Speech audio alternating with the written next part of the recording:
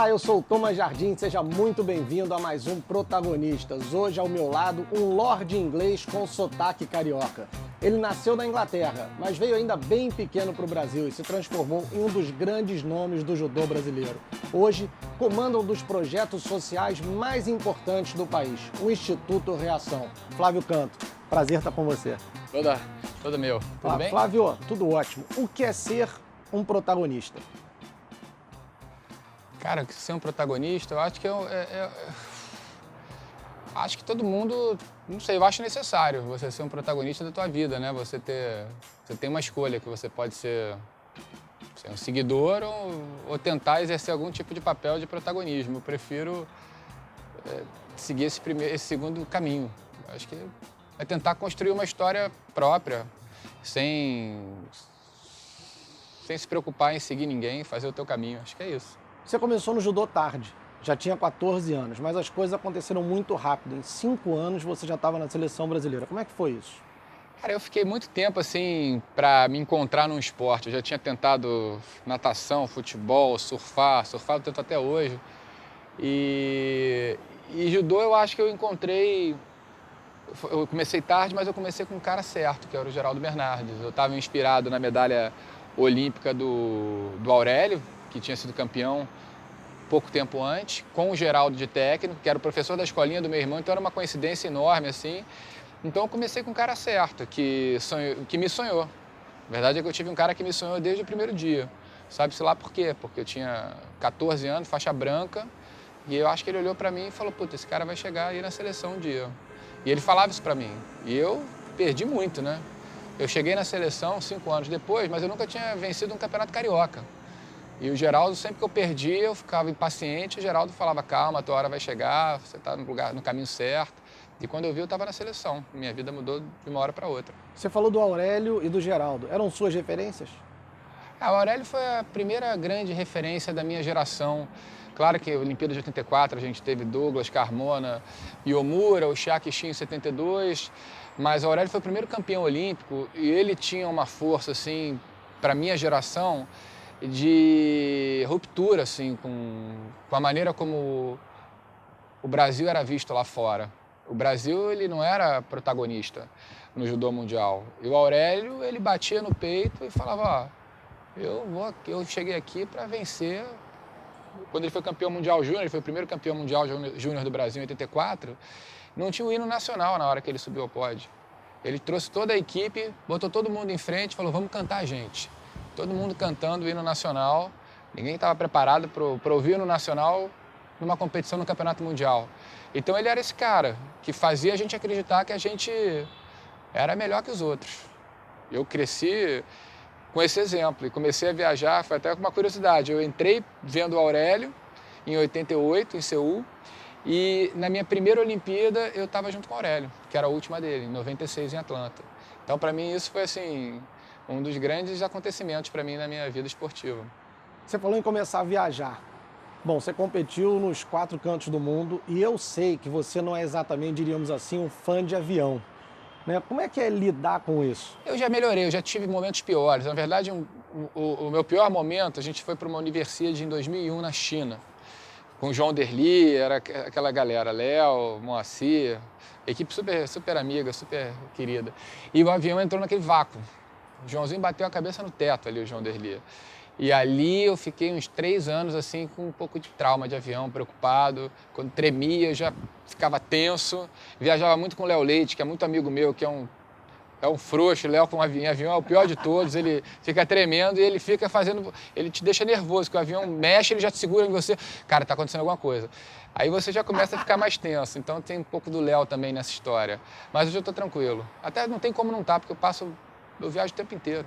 Manias e superstições. Grande parte dos atletas tem uma. Você tem alguma? Pô, eu era assim, o rei da mandinga. O pessoal brinca comigo. E é engraçado, porque não tem nenhuma hoje que eu me lembre, né? Mas eu tinha as mais absurdas, assim, e sem sentido. Por exemplo, sempre que eu ia competir, eu passava a mão no tatame, né? Antes de entrar para lutar, fazia o sinal da cruz e beijava todos os dedos. Porque eu não sei. Mas a gente via a garotada aqui fazendo igual. Tinha uma molecada mais nova que competia, eu olhava e falei, pô, isso não, cara, isso é feio, não imita isso não. Mas eu tinha essa mania de beijar aqui, tinha a cueca da sorte, tinha algumas coisas assim que eu... E você vai ficando mais velho, vai ficando mais cheio de mania. Então, meu final de carreira era impossível. Porra, eu ficava... Meus amigos brincavam comigo. Antes de botar o kimono, eu dava um beijo no kimono, sabe? Depois eu melhorei. Hoje em dia eu não tenho nada. Como é que surgiu esse fraldão da sorte? Cara, na verdade, essa história... Até o Marcelo Alonso, que escreveu um livro agora sobre bastidores da luta, e ele pediu uma história engraçada. Eu falei, cara, essa é uma história, não sei se é engraçada, é meio patética, mas é curiosa. A primeira vez que eu entrei na seleção foi em 94, com 19 anos, na seleção do Mundial Universitário. E era uma seletiva em Goiânia, que eu me lembro que, enfim, quando eu cheguei na viagem, eu abri minha mala, eu tinha esquecido cueca. Eu falei, putz, eu esqueci cueca, como é que vai ser aqui, né? A gente ia ficar uns 4 dias lá em Goiânia. E eu estava dividindo o quarto com um Tolentino, que era um peso pesado, que devia ter uns 140 quilos. E sobrou, pô, não tinha outra opção, sobraram as cuecas dele, que era um fraldão, e ela ainda era feia, que era de bolinha, cueca cinza de bolinha azul, é cueca feia demais, mas era o que sobrou para mim. E eu nunca tinha pego a seleção. Aí eu competi com aquele fraldão, ganhei, aí já viu, né? Virou a cueca da sorte. Um amuleto. E no judô você sempre pesa. Na minha época você pesava 3 horas antes da competição com todo mundo. Então era todo mundo lá, mal encarado, aquela coisa, vamos lutar um contra o outro. Tem uns caras que ficam mais sérios. E vinha eu lá com aquele fraldão horroroso, porra, com bolinha azul para pesar. Mas durante anos, minha primeira Olimpíada foi com ela. Ela durou bastante tempo. Depois virou uma cueca vermelha, depois também, que tá toda furada. Mas eu lavava, tá? O pessoal às vezes fala, pô, sempre a minha cueca. Pô, mas eu compito uma vez a cada 4 semanas. Mas era uma mandinga também forte minha. Em 2004, em Atenas, veio a medalha. O que uma medalha olímpica muda na vida de um atleta? A medalha olímpica, pô, ela é um divisor de águas, assim, né? Até um clichê, mas na história de todo mundo. Essa medalha, para mim, tinha um gosto muito diferente do que eu imaginava, do que eu imaginaria para uma medalha, porque eu tive um ano muito turbulento até Atenas. Eu tive primeiro uma seletiva duríssima com o Thiago Camilo, que foi meu grande adversário, e a gente tinha uma rivalidade enorme. Eu ganhei a primeira seletiva, perdi a segunda, eram 3 melhores de 3. Quando eu perdi a segunda, quando cheguei no Rio para treinar para a terceira, que era 3 semanas depois, seria a definitiva, o Sensei De Luca, que era o meu braço direito nessa estratégia de luta, o Geraldo sempre foi meu técnico, o Sensei De Luca era uma pessoa muito importante, era um mestre do judô aqui que me ajudava na parte estratégica, então a gente treinava muito para lutar com o Thiago. Fui treinar na segunda-feira, né, chateado, tinha acabado de perder no sábado, e tinha em 3 semanas o desafio final com ele. E o Sensei De Luca não chegou para o treino, era difícil isso acontecer. E eu fiquei preocupado. Mais tarde, a família dele me ligou e falou, olha, o Sensei De Luca morreu. Ele passou até 2h30 da manhã, ele estava estudando a sua luta com o Thiago, super animado, para preparar a estratégia para essa última seletiva, e só que ele não acordou. Então, porra, para mim foi assim, uma paulada, né? Eu era super querido, e eu tive que me recuperar desse baque, né? Enterro, missa de 7º dia, toda a emoção envolvida. E acabei voltando, fazendo a última seletiva, uma seletiva super apertada, passei. E aos poucos fui retornando o foco para a Olimpíada, né? E 2 meses antes da Olimpíada, isso aconteceu uns 4 meses antes, o meu pai teve um infarto. Então, de novo, o meu foco saiu completamente da Olimpíada, eu passei a pensar só na saúde do meu pai. A minha opção era continuar fazendo o mesmo volume de treino, mas com a cabeça no meu pai, não tinha outra opção, não conseguia fazer de outro jeito. O meu pai teve que ficar 3 semanas se recuperando para fazer uma cirurgia para colocar 6 pontes de safena, uma cirurgia de risco, ele veio de um infarto. Então eu fiquei treinando para a Olimpíada com a cabeça no meu pai, e o meu pai treinando para a cirurgia com a cabeça na Olimpíada. Ele que estava com a cabeça na Olimpíada. Meu pai, meu braço, pô, meu querido, filmava todas as minhas lutas, era o meu grande incentivador no judô. E meu pai fez a cirurgia e ficou bem. Então ele depois se recuperou para ir para Atenas, ainda meio quebrado. E a gente acabou na Olimpíada de Atenas. Quando se me pergunta qual foi o grande momento da minha vida, não foi a medalha, não foi o período que eu estava melhor no ranking mundial, foi o jantar depois da Olimpíada de Atenas, que foi com meu pai, com a minha família. E até uma coincidência assim também quase divina para mim. Quando eu comecei a seletiva com o Thiago, que era uma seletiva de duríssimo, meu pai, ele disse, olha, se você vencer essa seletiva, a gente vai assistir um filme junto que me marcou na minha juventude.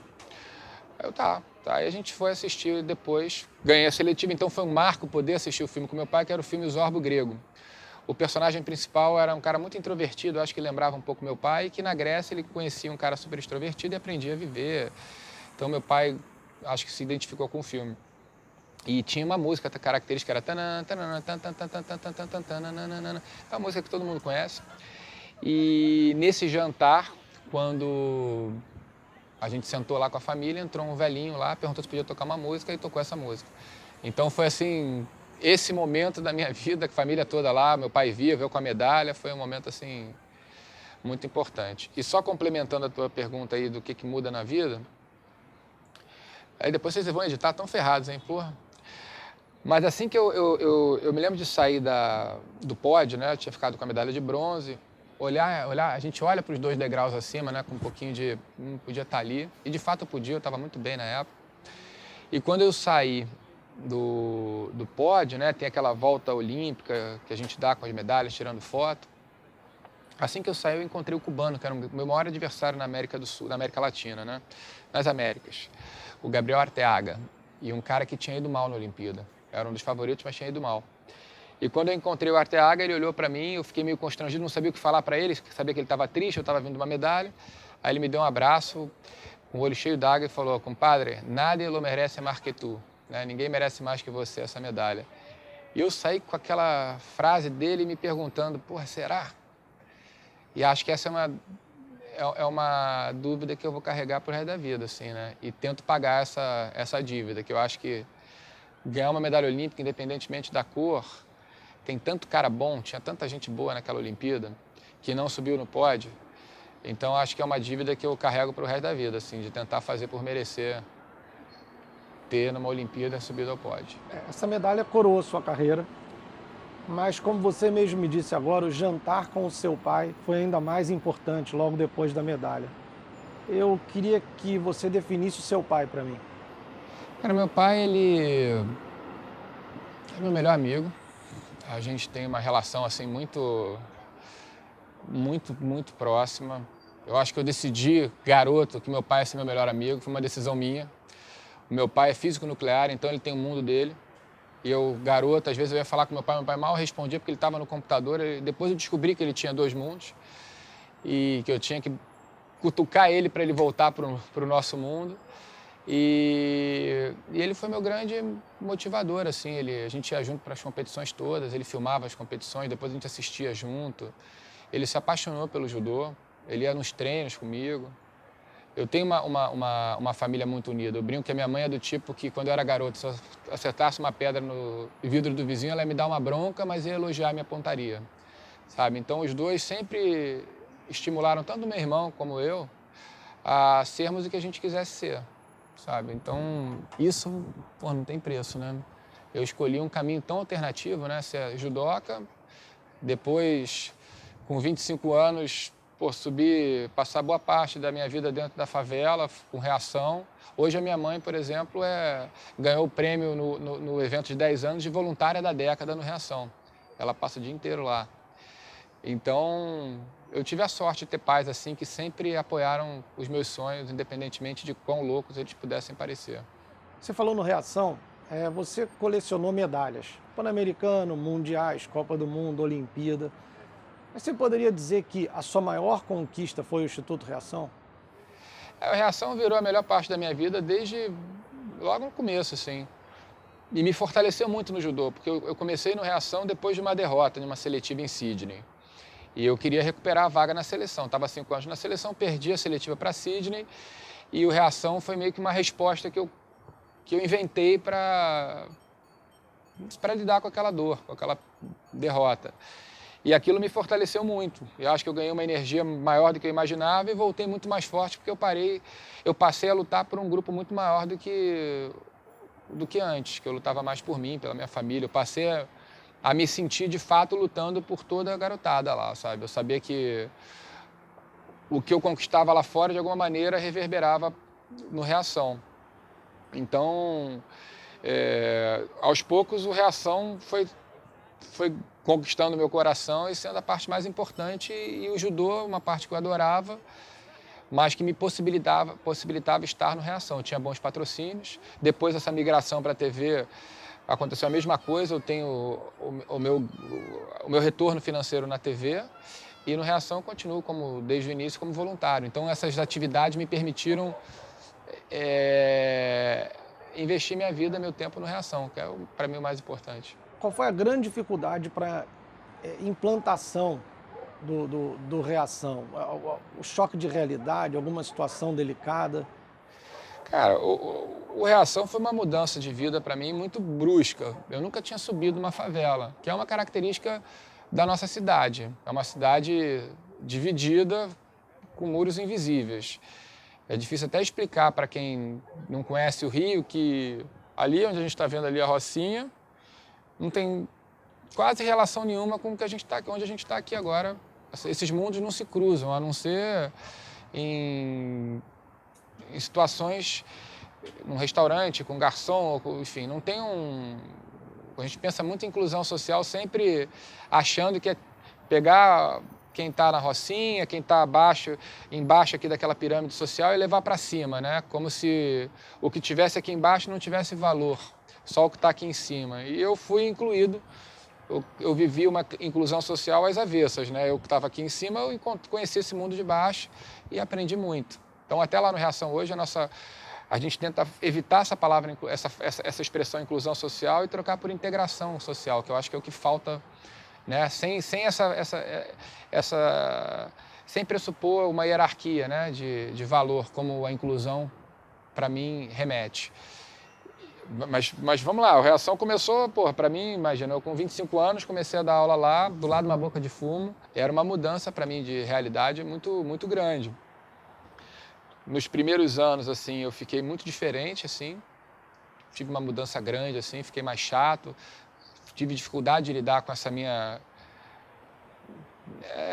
viver esses dois mundos e ainda continuar com os meus amigos, que eu não entendia, que eles não percebiam que aquilo era importante, que estava tudo errado, que a gente precisava mudar, precisava mexer, precisava reagir. E depois eu fui ganhando equilíbrio. Hoje eu sou um cara mais tranquilo, assim, mas eu tenho uma indignação aqui dentro muito grande, que é mais controlada do que no início para eu poder conviver nos mundos que eu convivo, mas a vontade que eu tenho é de mudar tudo. Flávio, qual o limite da dor na vida de um atleta? O atleta tem uma tolerância à dor diferenciada, né? A gente convive com a dor o tempo inteiro. Eu me lembro que quando eu parei de competir, eu tive uma sensação de saúde que eu nunca tinha sentido 2 semanas depois de parar. Eu tinha parado de treinar e de repente estava me sentindo inteiro, sabe? Me sentindo super bem, sem nenhuma dor. Aí eu comecei a perceber como é que eu consegui, né, passar 20 anos da minha vida com alguma coisa doendo. Então você cria essa tolerância à dor. O limite da dor no atleta, cara, eu acho que quando o sonho é muito grande, que todo atleta tem um sonho de chegar numa Olimpíada, a gente aguenta o tranco, cara. Eu, pelo menos, sofri aí de dor durante muito tempo sem perceber que tinha coisa doendo. Só percebi quando eu parei de competir. 3 pessoas marcaram muito a sua história no judô. Queria que você me falasse um pouco sobre o Geraldo Bernardes, o Thiago Camilo e agora Rafaela Silva. Bom, o Geraldo foi o cara que me sonhou, né? Desde o início, apesar de ter começado tarde, com 14 anos, ele acreditava em mim, não sei porquê. Ele tem um olhar assim que eu aprendi a respeitar muito, porque não aconteceu só comigo, aconteceu com a Rafaela. No primeiro dia de aula ele fala, o Geraldo falava comigo no meu início, você vai chegar na seleção. Então ele me fez acreditar em mim. Então eu devo isso a ele e isso não é pouca coisa. O Thiago foi um grande professor que eu tive, né? Meu maior adversário. A gente se enfrentou aí durante muitos anos. O Thiago era um cara que foi campeão mundial juvenil, campeão mundial júnior, vice-campeão olímpico, tudo isso com 18 anos, até 18 anos. E de repente subiu para a minha categoria e a gente começou a bater de frente. Então o Thiago começou a ter um adversário que batia de frente ali com ele.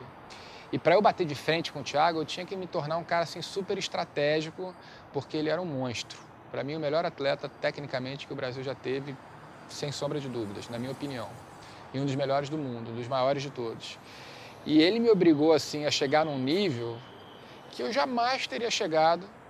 Eu posso dizer com todas as letras, eu não teria ganhado uma medalha olímpica ou chegado depois primeiro no ranking mundial ou tido bons resultados se o Thiago não tivesse existido na minha vida. Ele me fez ultrapassar um limite que era maior do que eu, sabe? Então, a gente durante anos, a gente mal se falava, a gente tinha uma rivalidade, a única rivalidade que eu tive no judô nesse nível, a gente era yin e yang. Se eu estava de um lado do tatame, ele estava do outro lado. A gente não se cruzava, não se falava. A gente ficou alguns anos assim.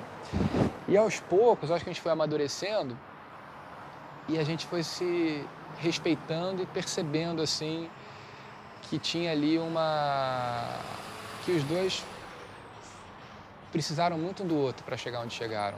Uma vez o Thiago me mandou uma mensagem perguntando se eu podia escrever um depoimento para um site dele. E eu comecei a escrever, comecei a me emocionar, falei um monte de coisa legal e no final eu concluía dizendo que quem acompanhou a nossa rivalidade talvez não consiga entender o que vem à minha cabeça quando eu penso em Thiago Camilo, mas vai ser assim para o resto da minha vida. As primeiras palavras que vêm à minha cabeça são muito obrigado. Então, aí o Thiago me respondeu de uma forma ainda mais legal, sabe? Falando da importância que eu tive na construção da carreira dele dentro e também fora do tatame. E hoje a gente tem uma relação assim de, cara, o cara que eu admiro demais. Eu liguei para ele vendo aquele filme Rush, né? Que é a rivalidade do Niki Lauda com James Hunt, que é uma rivalidade que tem uma coisa parecida e no final os dois se percebem fundamentais um para o outro. Tem no final uma cena que eles estão naquela corrida, acho que no Japão, tudo chovendo, um olha para o outro, com um capacete, um faz assim só, o outro faz assim também, em sinal de absoluto e profundo respeito. Eu liguei pro Thiago depois chorando, sabe? Falei, porra, Thiago, cara, obrigado de novo, cara. Então ele é um cara assim que eu falo dele, eu até me emociono, porque foi um grande professor assim que eu tive, que me fez aprender muita coisa. E a Rafaela? Cara, a Rafaela, assim, é um conto de fadas, né? A Rafaela nasceu há 5 minutos numa favela, com as condições mais difíceis de reverter uma realidade e se transformar na melhor atleta do mundo. E ela, 24 anos depois, seria campeã olímpica a 5 minutos onde ela nasceu. Sabe? Então, se você fosse, eu brinco, se você fosse escrever um roteiro de cinema lá atrás, dizendo, a história é o seguinte, é uma menina que nasce aqui na Cidade de Deus e daqui a 24 anos ela vai ser campeã olímpica a 5 minutos de casa numa Olimpíada aqui no Brasil, aqui no Rio. Eu acho que qualquer um ia olhar e falar, pô, esse roteiro ninguém vai levar a sério esse roteiro. Vamos pensar numa história mais verossímil. Só em filme mesmo, né? Só em filme. Então, a história dela, cara, ainda teve o componente dela ter sido agredida em redes sociais 4 anos antes na Olimpíada de Londres, chamada de macaca, volta para a jaula, seu lugar no zoológico, deprimida, pensou em parar o judô, acabou se recuperando. 1 ano depois, de 2012, ela se tornaria a primeira campeã mundial, mulher do Brasil, num mundial também no Rio de Janeiro, a 5 minutos da casa dela, e 3 anos depois, em 2016, a primeira campeã olímpica e mundial do judô brasileiro. Foi a primeira medalha de ouro do Brasil em 2016. Então, acho que a história dela é uma daquelas histórias que inspira qualquer um e que faz a gente acreditar que tudo é possível, sabe? Então, para mim, e eu do outro lado comentando, segurando o choro ali, eu vi a Rafaela chegar com 8 anos no Reação, o Geraldo me falar desde o início, essa menina vai chegar na seleção, ela vai longe. E acompanhar o crescimento dela e depois ver ela ganhando uma Olimpíada, pô, foi, para mim, se bobear, mais emocionante para mim do que quando eu ganhei minha medalha. Você pode dizer que ela foi um diamante lapidado por você e pelo Geraldo? Cara, a Rafaela foi um diamante lapidado pelo Geraldo, especialmente. A minha participação com ela e cada vez mais com todos os atletas do Reação, eu virei cartola lá. O Reação ficou muito grande e eu estou muito mais na área de gestão. Eu boto kimono, treino com todos, mas o trabalho do treinador é um trabalho de pedreiro, é um trabalho de dia a dia, sabe? Não adianta o cara ser absurdamente técnico se ele não tem essa continuidade. O Geraldo é um cara que deu aula para mim em Réveillon, em Natal, sempre foi essa... Não tem atalho, né, para a excelência. E ele e o nosso grupo. A gente tem um grupo de professores, uma preocupação do Reação minha lá no início era montar um DNA muito forte no Reação Olímpico. Hoje a gente tem, pra você ter ideia, 13% da seleção brasileira do Reação, do sub-13 até o sênior. A gente tem 10 atletas, 11 atletas, entre os número 1 do Brasil, nas 78 categorias do sub-13 ao adulto. E tem 24 entre os 4 primeiros. Uma pergunta rápida em relação à Rafaela. O quanto essa medalha de ouro da Rafa fez bem para a cabeça de quem começa hoje no Reação? Muda muito olhar e ver uma medalha de ouro ali na sua frente? Muda muito. A medalha da Rafaela, para o nosso discurso, foi o maior presente que a gente teve. E quando começou o Reação em 2000, a referência que eles tinham mais importante éramos nós, professores. E muitas vezes eles argumentavam, olha, mas para a gente chegar onde você chegou, no meu caso, que já tinha medalha, ainda nem tinha medalha olímpica, né, mas estava na seleção, é mais difícil, porque a gente tem uma condição diferente da tua. Tinha um discurso do coitadismo, do vitimismo. E a gente tentava quebrar isso. Não, a diferença é que vocês vão cair mais vezes, vocês vão se levantar mais vezes, vocês vão ficar mais fortes, vocês vão chegar mais longe. Mas tem que acreditar nisso. E quando a gente começou a ter, primeiro a Raquel, que foi a irmã da Rafaela, que foi a primeira campeã do Reação, depois vários outros, e agora combinando com a história da Rafaela, ninguém ousa duvidar desse discurso. A gente tem a frase lá do Fernando Pessoa, homem do tamanho do seu sonho, que está em dizeres lá no Reação, na parede, e hoje eles acreditam com toda certeza, não tem como argumentar. Como é que você vai argumentar? Contra fatos não há argumentos. É possível sim, ser o que você quiser. E essa é a nossa missão lá, despertar potencial desconhecido, adormecido, subestimado, fazer eles acreditarem que merecem e podem chegar onde eles quiserem. Era possível imaginar isso quando você começou a Reação? Sempre eu acreditei que a gente ia... Sempre olhei para a Rocinha, estou falando da Rocinha porque a Rocinha está ali, né? E é até bom estar aqui, que eu me lembro sempre minha segunda casa também. Mas a gente sempre olhou aquela garotada toda como potência, sabe? Sempre olhou para cada um como uma potência. E sempre brigou para eles acreditarem nisso, sabe? Eu sou uma potência, eu posso chegar onde eu quiser. E a Rafaela é uma prova viva de que isso é possível e vários outros também. A gente tem atletas rodando o mundo. A gente está aqui hoje, tem atletas nossas nas equipes sub-15, sub-18, sub-21, adulto, cada hora num canto do mundo. Então, eu acho que no Reação a gente tem uma prova aí para os nossos atletas, para a gente, para a sociedade, de que se a gente fizer as coisas com vontade de que elas deem certo, com esperança, mas ao mesmo tempo com ação, a gente pode mudar, cara, a situação, sabe? Eu te vejo falando assim, isso me vem à cabeça imediatamente uma frase que você falou, que o que você mais gosta é tentar mudar o mundo. Como se faz para mudar o mundo, Flávio? Acho que o primeiro passo é você mudar o teu, né? O teu mundo e se perceber como um protagonista de uma mudança que é possível. Você acreditar que você tem essa força, você tem essa capacidade de mudar as coisas. Esse é o primeiro grande passo. Porque ninguém muda o mundo sem acreditar que pode mudar o mundo. E é uma ousadia você acreditar que pode mudar o mundo. Mas quando você começa a pensar que você pode mudar 1, 2, 3 e assim sucessivamente, você começa a perceber que você pode mudar muita coisa. Porque o que eu penso assim, essa garotada transformada no Reação vai ter filhos, vai ter netos, vai ter bisnetos, vai ter tataranetos. A gente quebra um círculo, né, vicioso ali na história dessa garotada. E a gente está mudando o mundo. Eu acredito nisso todos os dias. E a gente caminha dessa forma, com essa ousadia. E não sou eu sou mais um lá no Reação. A gente tem uma galera. A gente tem 63 funcionários, mais uns 40 voluntários, conselho, diretoria, 1.300 alunos, 1.400 alunos. A gente tem um mundo de gente ali que resolveu olhar para si e falar, pô, vamos mudar as coisas. Flávio, para terminar, gostaria de te pedir um autógrafo. Claro, pô. Opa, Faixa preta? Isso. Tinha que Que ser, honra. né? Obrigado, Flávio. Obrigado a vocês, cara. Quem quiser ganhar essa faixa preta aqui, assinada pelo Flávio Canto, dá uma olhada amanhã no nosso Instagram, que a gente vai mostrar lá como fazer para participar do sorteio. Flávio, muito obrigado pelo papo. Obrigado a vocês e parabéns pelo projeto, tão barato. Obrigado, Flávio. Parabéns pela sua carreira. Parabéns por tudo que você faz hoje, que você tenha todo o sucesso do mundo nessa nova etapa da sua vida. Obrigado. Obrigado Tamo mais na uma luta vez. aí. Valeu, Flávio. Parabéns, mano. Valeu. E aí, curtiu nossa entrevista? Então compartilha com os amigos, curta nossas redes sociais e se inscreve aí no nosso canal. Grande abraço, até semana que vem. Tchau, tchau.